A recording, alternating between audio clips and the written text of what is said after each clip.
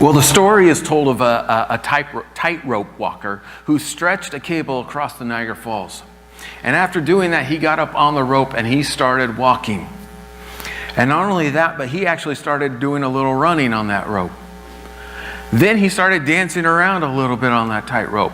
And the people who were there gathered around, and they were so impressed with him, and they started cheering for him, and they were, kind of pushing him to keep going, do more, do more. And so he got a wheelbarrow, put some bricks in that wheelbarrow, and wheelbarrowed this bricks across this tightrope. And the people were so excited, and they were cheering. And he stopped and he says, "Now who thinks I can walk across this tightrope with the wheelbarrow, with a man in the wheelbarrow?" And everyone went, "Yeah!" And they were cheering, and they had their hands up. And he says, "Okay, who wants to volunteer?" And their hands went down really fast.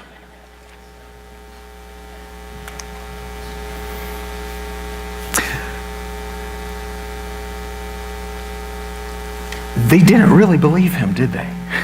They didn't really trust him to be able to do this. So even though they were saying, "Yes, do it," then all of a sudden when it was their turn or they had the opportunity to get in the barrel, they weren't going to jump in that wheelbarrow. You see, sometimes your actions betray what's really in your heart. They said they thought he could do it. And I think they probably wanted to believe he could do it. But they didn't really believe it. Sometimes we may think that we're honoring God. And we would say we want to. But then we go and dishonor him. And we do what is really in our heart. We do what we really want to do. We give into those desires that we really have. We can put the pleasure of sin, before God and before honoring God. We can put other people, even our family members, before God.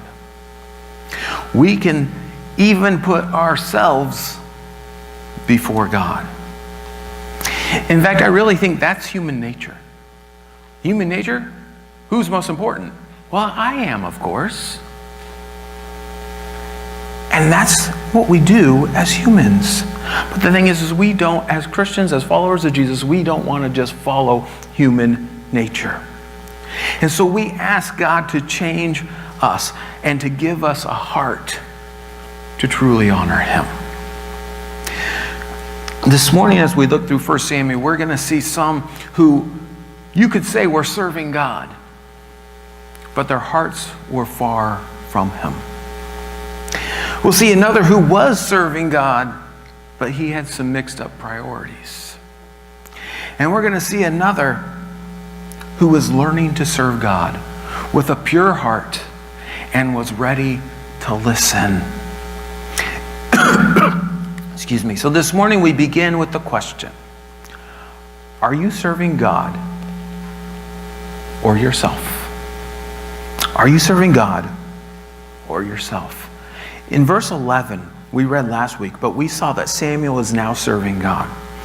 But now as we continue on in verse 12 and following, we're turning to Eli's sons. Now Eli's sons were introduced to us last week as we read through that, and we were told that they were serving as priests. Well, the passage, as we read it, we're going to see it's going to bounce back and forth between Eli's sons and Samuel. And in doing so, it's going to highlight the contrast between them because they are very different. So look at verse 12. Chapter 2, verse 12. It says, "Now the sons of Eli were worthless men. They did not know the Lord." Now this is a very blunt statement, very straightforward. It says that they were worthless men. You know what that means? It means exactly that. They were worthless men. They were good for nothing. They were useless. He's saying that these men had no character. They had no integrity. They had no redeeming qualities about themselves. They were worthless. And he also says that they did not know God. Now, this doesn't mean that they didn't know anything about God, or that they had never heard about him, or never acknowledged him, really, that he was there. But it means that they had no intimate relationship with him. I mean, after all, they were serving as his priests. So we know that they knew about him, but they did not know him. Let me give you an example. When I went to seminary, Chuck Swindoll was the president of the seminary. Before I went, I got a letter that was signed by Chuck Swindoll saying that I was accepted. And I was like, look, I got a letter from Chuck. When I was there on campus, a couple of times I passed him in the halls. And in fact, a couple of times I even said hi. So in one sense, you could say I knew Chuck. But do I know Chuck Swindoll? No, I do not. This is the idea. I know about him, I've even seen him, but I don't really know him. And this is the case with Eli's sons. They don't really know him. But see, this statement about them, it goes a little beyond that.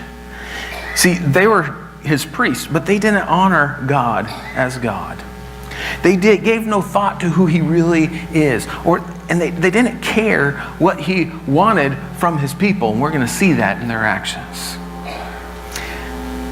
And this is tragic because they were supposedly serving God, and they were representing God, supposedly representing God, but they didn't know God. Let's keep reading in verse 13 and 14.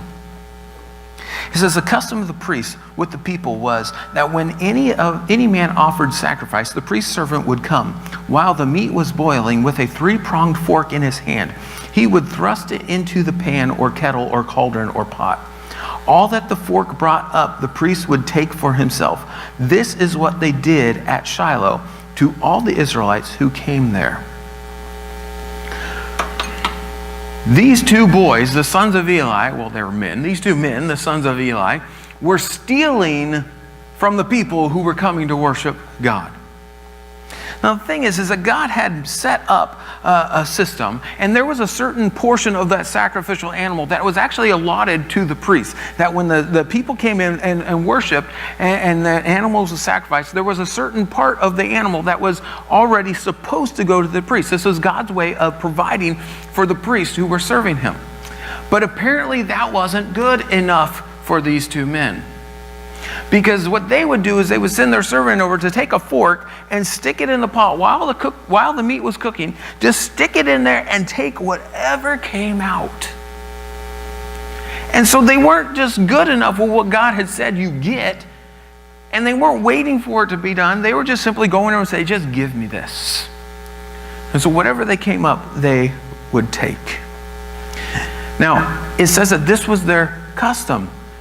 And they did it to all the Israelites who came to worship. That means they did this all the time and to everyone. So it wasn't just the occasional, you know what, I'm hungry today, I want more. But it was all the time. This is what they did. If you think that's bad, it gets worse. Let's keep reading, verse 15. Moreover, before the fat was burned, the priest's servants would come and say to the man who was sacrificing, give meat for the priest to roast, for he will not accept boiled meat from you, but only raw. And if the man said to him, let them burn the fat first, and then take as much as you wish, he would say, no, you must give it now, and if not, I will take it by force. So at this point, they're not waiting for the meat to be boiled. But this isn't just an issue of, well, you know, I like roasted meat better than boiled meat. But they're not waiting for it to be boiled, but they're saying, give me raw meat so that the priest can roast it. But again, it's not just being impatient, or it's not just them wanting to have it their own way. But there's a bigger problem. You see, they said, but please let us burn the fat. The fat of the sacrifice belonged to God. In fact, when the animal was sacrificed, certain parts were burned and certain parts were taken and eaten by the family. Certain part was given to the priest. The fat belonged to God. And so by them coming and saying, give us this raw meat, and the people saying, let us at least burn the fat first, and they're saying no, they're saying you can't burn the part that's supposed to be burned for God. In fact, they're getting in the way. They're hindering someone's worship of God. So the priests who were supposed to be helping the people worship God were actually hindering the worship of God. And they weren't allowing the people to sacrifice correctly. And the people even said, please at least let us burn the fat, and then you can take whatever you want, which is interesting because I think they're making the concession. They know that they're going to take more meat than they should or the wrong parts or whatever. But they even say, take whatever you want, but at least let us give the part to God that belongs to God. But they say no. And they even threaten them. Give it to us now.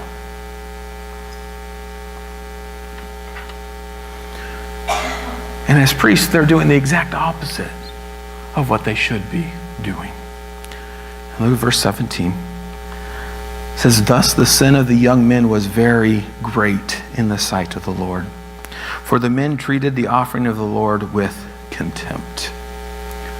They had a total disregard for God and for his worship and for the offerings that the people were bringing to give to God as worship. They didn't care about the people honoring God. They didn't care about themselves honoring God. They only cared about themselves. All they cared about is what they wanted. They were worthless men.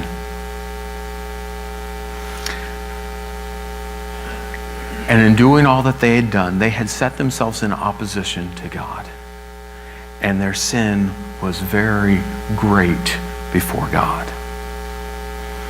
Now, I want you to remember back to last week. We talked about Hannah's prayer. Remember in Hannah's prayer? In her prayer, she warned about being arrogant. She warned the arrogant. She warned the mighty, how God changes everything. He can bring down the mighty. She warned the wicked and those who were opposed to God, that judgment was coming. Well, now as we've read on, we have met two such men. These men were arrogant. These men were abusing their position of power. They were acting out of total disregard for God. And I would say they were not very wise. Let me re-say that. They were not wise. Because they were setting themselves up in opposition to God. It's interesting because they were acting out of their own self-interest. At least that's what they thought. They were doing what they wanted and they were trying to get what they wanted. But in reality, they're not acting in their own interest because now judgment is coming. They have put themselves in opposition to God and they've put themselves in a bad position. Well, I know at this point we need a breath of fresh air, so let's keep reading and let's read about Samuel. Verse 18. It says, Samuel was ministering before the Lord, a boy clothed in a linen ephod. And his mother used to make for him a little robe and take it to him each year, when she went up with her husband to offer the yearly sacrifice. Then Eli would bless Elkanah and his wife and say, may the Lord give you children by this woman for the petition she asked of the Lord.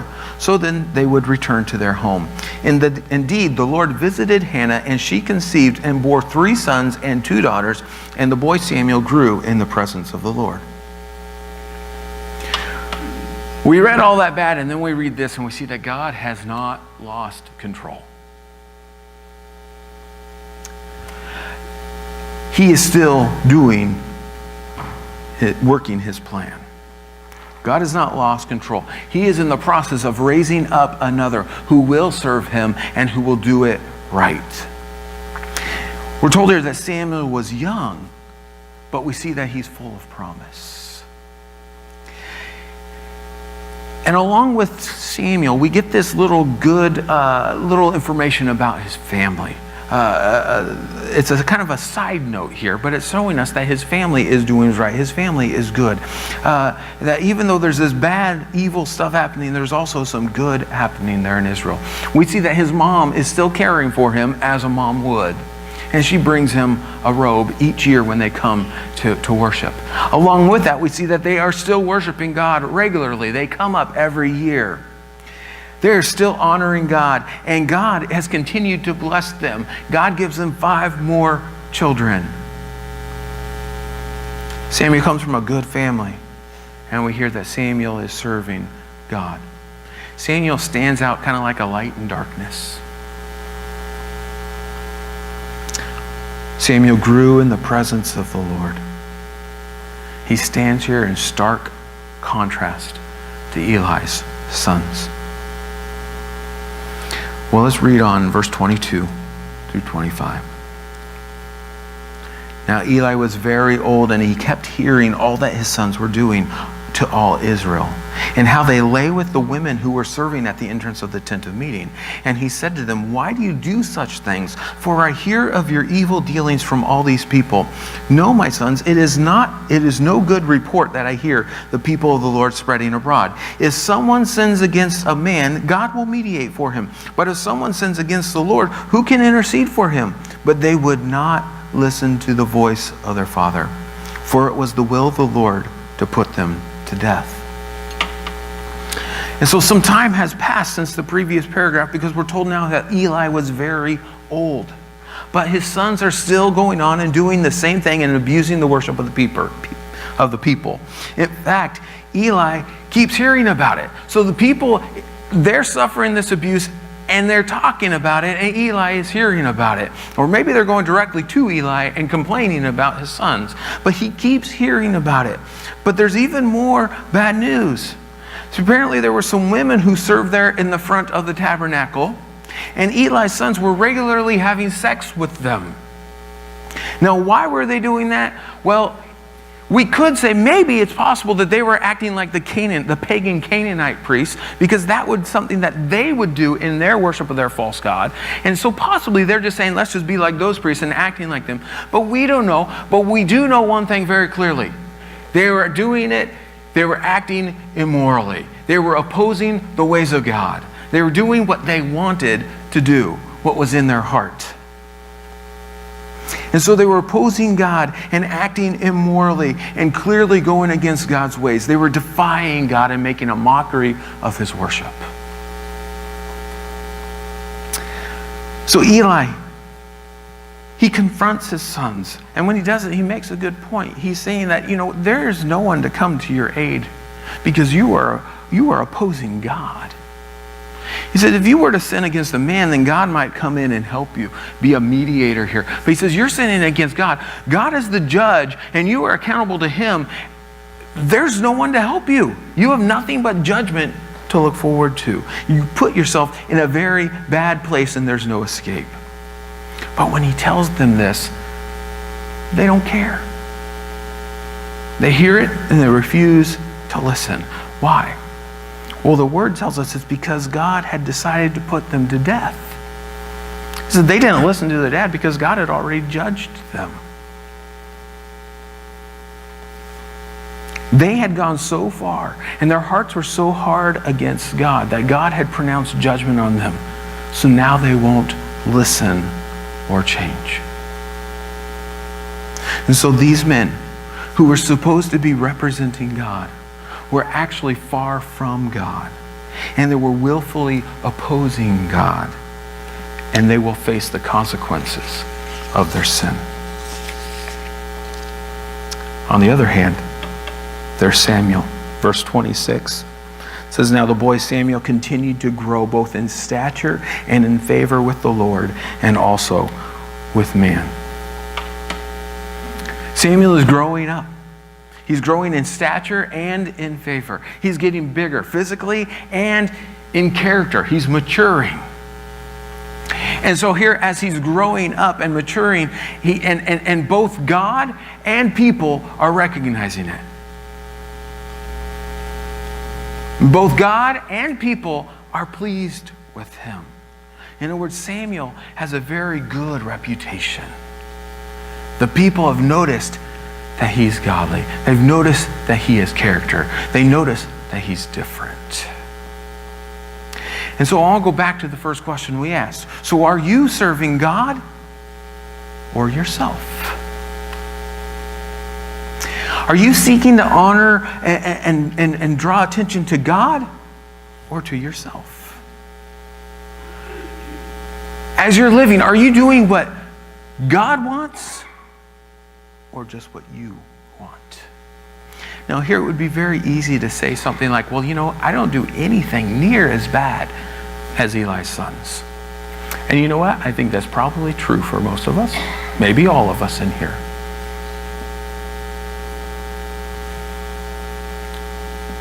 But we could easily just deflect any application to ourselves by saying that.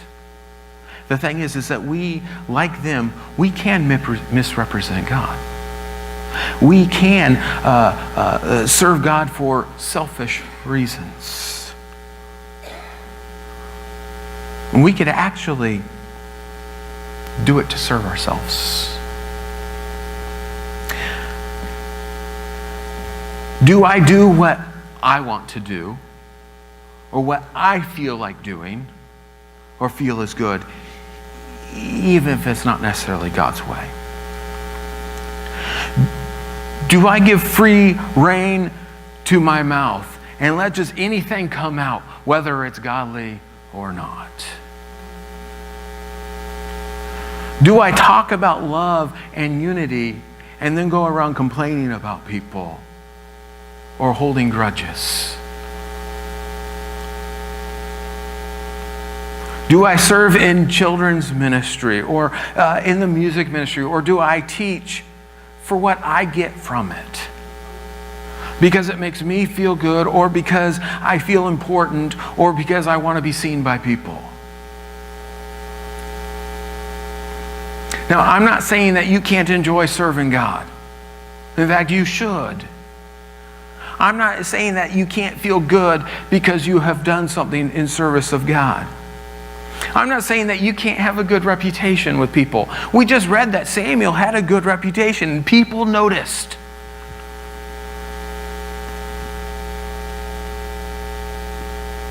But what is your motivation for doing what you do? Who are you doing it for? Is it for God or for yourself? I think this is something that we need to think about. Why do we do what we do? And it's not something we should just quickly pass over and say, okay, I'm glad we're done with that, let's go. But this is something that we need to think about. What is it that you do for God? How do you do it? And why do you do it? And after we spend some time thinking about it, if we find out that there is a wrong motivation, if we find out that there is some sinful thing in our life, we need to confess that. And ask God to change our hearts so that we would have a heart to honor Him, rather than just trying to honor ourselves.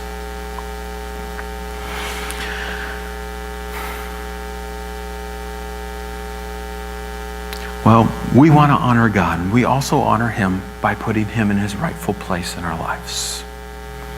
We honor Him by making Him the priority. So the second question is quite simple. Are your priorities straight? Look, verse 27 through 36. And there came a man of God, that's another way of speaking about a prophet. So there came a man of God, a prophet, to Eli and said to him, "Thus says the Lord, did I indeed reveal myself to the house of your father, when they were in Egypt, subject to the house of Pharaoh? Did I choose him out of all the tribes of Israel to be my priest, to go up to my altar, to burn incense, to wear the ephod before me? I gave to the house of your father all my offerings by fire from the people of Israel. Why then do you scorn my sacrifices and my offerings that I commanded for my dwelling, and honor your sons above me by fattening yourselves on the choicest part of every offering of my people Israel? Therefore the Lord, the God of Israel, declares, I promised that your house and the house of your father should go in and out before me forever. But now the Lord declares, far be it from me, for those who honor me I will honor, and those who despise me shall be lightly esteemed. Behold, the days are coming when I will cut off your strength and the strength of your father's house, so that there will not be an old man in your house. Then in distress you will look with envious eyes on all the prosperity that shall be bestowed on Israel. And there shall not be an old man in your house forever. The only one of you whom I shall not cut off from my altar shall be spared to weep his eyes out, to grieve his heart, and all the descendants of your house shall die by the sword of men. And this that shall come upon your two sons, Hophni and Phinehas, shall be the sign to you. Both of them shall die on the same day. And I will raise up for myself a faithful priest who shall do according to what is in my heart and in my mind. And I will build him a sure house, and he shall go in and out before my anointed forever. And everyone who is left in your house shall come to implore him for a piece of silver or a loaf of bread, and shall say, please put me in one of the priest's places, that I may eat a morsel of bread. And so what we see here is that God sent a prophet with a message for Eli. And God is basically accusing Eli of neglecting his duty as God's priest. And as he does this, he looks back in history to when he first chose Aaron and his descendants, Aaron's descendants, to serve as priests. And he tells them, I gave them this special honor, this special responsibility to serve as priests before me. But Eli had failed to obey and honor God. And God goes on to declare that he will take the priesthood away from Eli and his relatives. And also, the ones who live are going to have a difficult life, but he says they will all die young. Those who are still living will have to beg the priests, the other priests, to give them some work to do so they can have food to eat. Now, this is a very fitting thing. I mean, it's a punishment that fits the crime. Because those greedy priests who were going and taking whatever they wanted, any food they wanted, now are going to have to beg for work so they'll have something to eat. And God gives Eli a sign. In other words, a sign to guarantee that what he's saying is actually going to happen. And the reason for this sign is that Eli wouldn't be around. He wouldn't live long enough to see the entire prophecy completely fulfilled. And so when he sees the first thing, the sign fulfilled, that his sons will both die on the same day, when he sees that happen, he will know that the entire prophecy will come to be. Now, in this prophecy, though most of it is judgment, there is a silver lining in it. And did you catch this? Because God says that he promises to raise up another priest, one who will be faithful to God. Now, this is not referring to Samuel. Samuel is not a priest, he is a prophet. We'll see that specifically stated later, that he's the prophet. But it's not referring to Samuel. But this promise of a faithful priest is actually fulfilled later, years and years later, when Solomon, David's son Solomon, removes Abiathar, who is a descendant of Aaron through his son Ithamar, and who is also a descendant of Eli. But Solomon removes him from the priesthood and makes Zadok high priest. And Zadok is also a descendant of Aaron, but through his son Eleazar. But Eli's relatives were replaced just as God had said they would be. But we read this prophecy of judgment against Eli, and you may be sitting here thinking, wait a minute, this sounds a little out of place, because from what we've read so far, Eli appears to be a moral and upright guy. I mean, he seems to be doing what is right. He even called his sons on the carpet and said, you shouldn't do this. He seems to be doing what is right. It's only his sons that were doing wrong. But as we read this, we also see that Eli's guilt is made clear. God says, you chose to honor your sons above me. So he put his sons first before God. Now, how did he do that? Well, first of all, he didn't stop them from doing what they shouldn't have been doing. Sure, he warned them, he talked to them about it, but he didn't stop them. He didn't take them out of the service as priests and say, you can't do that anymore if you are going to dishonor God. But he let his sons keep doing it, thinking, hey, that's their job. He just let them continue. And by allowing them to continue making that mockery of God's worship and dishonoring God, Eli was complicit in their sin. But also, rather than correcting them about taking that meat from the worshipers, rather than correcting them, he actually joined in with them in eating that meat. I mean, what did God say? You made yourself fat off the offerings of my people. He knew what his sons were doing, and he was eating the food right along with them.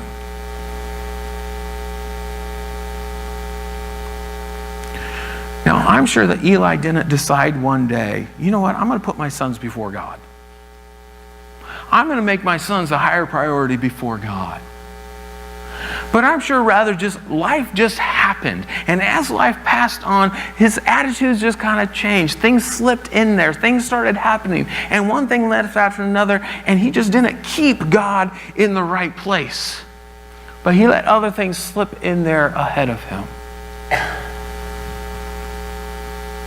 And the thing is, the same thing can happen to us. Are your priorities straight? Is God in his rightful place in your life? Or is something slipped in there before God? This again will take some thinking.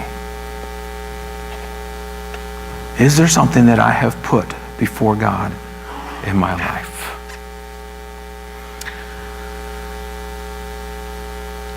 We're ready for something positive, aren't we?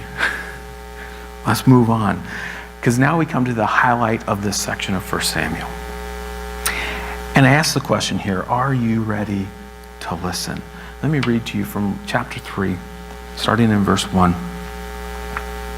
Now the boy Samuel was ministering to the Lord in the presence of Eli. And the word of the Lord was rare in those days. There was no frequent vision. So at that time in history, God wasn't speaking through prophets or through visions very often. It was very rare, unusual. At that time, Eli, whose eyes had begun to grow dim so that he could not see, was lying in his own place. So Eli's pretty old now, so old that he can't see very well. It says the lamp of God had not gone out, and Samuel was lying down in the temple of the Lord where the ark of God is. The fact that the lamp had not gone out simply means that it was probably a little before dawn. It was still dark out because there was a lamp that would burn at the tabernacle. And so it's early. Verse 4, then the Lord called Samuel and he said, Here I am, and ran to Eli and said, Here I am, for you called me. But he said, I did not call. Lie down again. So he went and lay down. And the Lord called again, Samuel. And Samuel rose and went to Eli and said, Here I am, for you called me. But he said, I did not call you, my son. Lie down again. Now Samuel did not yet know the Lord, and the word of the Lord had not yet been revealed to him. What this is saying is that Samuel had never experienced God speaking to him. You know, Samuel is going to become a great prophet, but this is the very first time this has ever happened to him. And so when he hears his voice, he's like, it must be Eli. And he runs to Eli. And Eli says, it's not me. I didn't say anything. Go lay down. You're hearing things. Go lay down.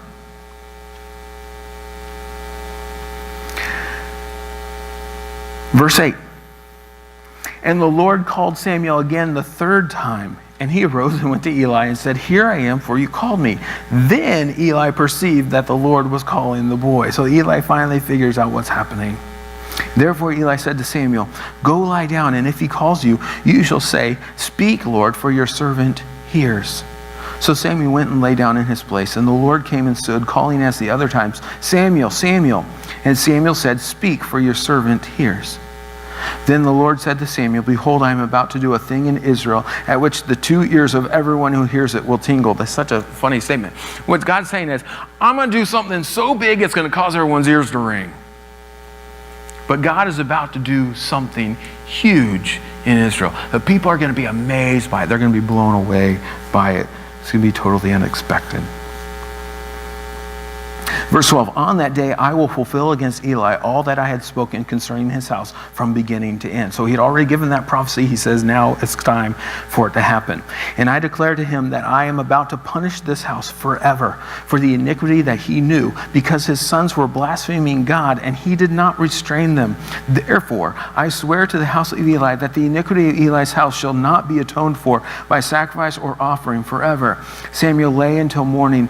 Then he opened the doors of the house of the Lord, and Samuel was afraid to tell the vision to Eli. So he gets up, he opens the door like normal, but he don't want to say anything to Eli. Now you could understand this. Eli basically raised Samuel. So Eli was kind of like a father figure to him. He was his teacher. He was his mentor. There was probably a good amount of affection shared between Samuel and Eli. So he doesn't want to tell Eli this bad news. So he gets up and just acts normal.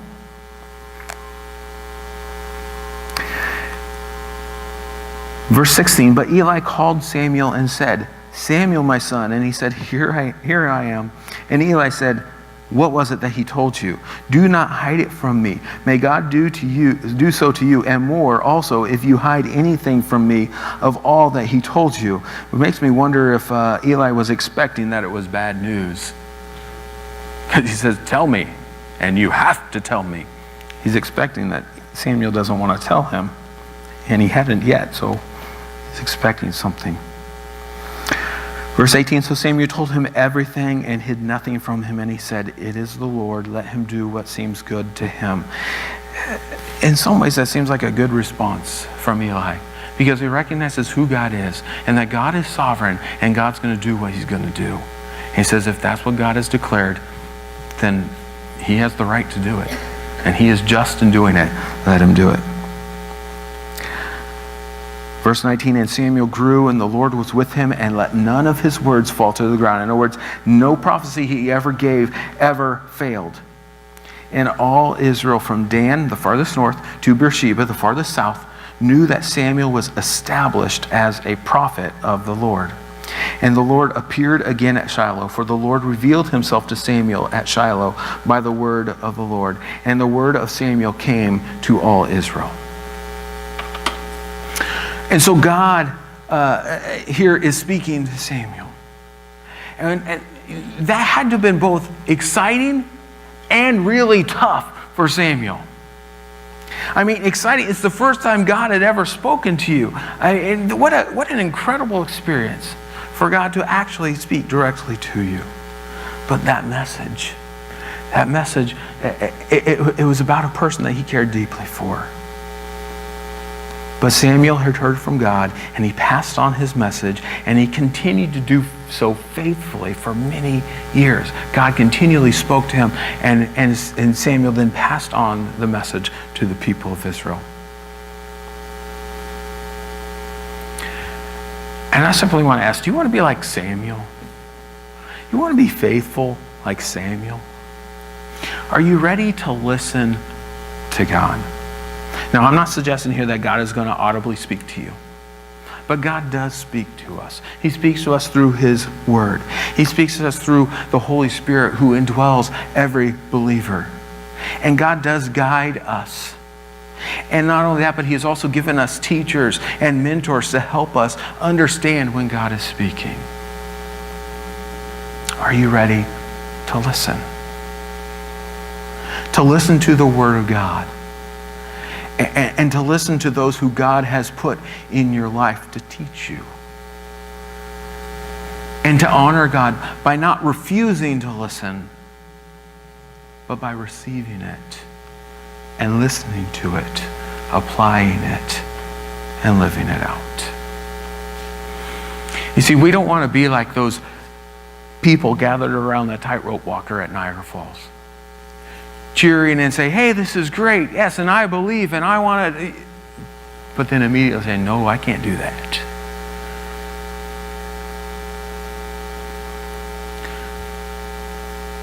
Enthusiastically saying we believe, or enthusiastically saying, yes, that's it.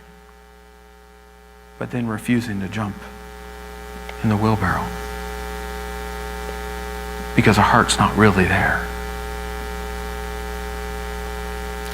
if you really have a heart for God, a heart to honor God, then you'll jump in the wheelbarrow. You'll move forward where he says to move. And so this morning we need to take a look at our hearts. Where is our heart? What is in our heart? Are you ready to listen? Ready to learn from him, to change, to go if he tells you to go, or do something if he tells you to do, or stop if there's something he tells you to stop? What is God saying to you? Is God the priority in your life? Are you seeking to honor him before anything else or anyone else, including yourself? And are you serving him for his honor rather than for selfish reasons? The thing is our God is worthy of all honor. So let's give him the honor that he deserves.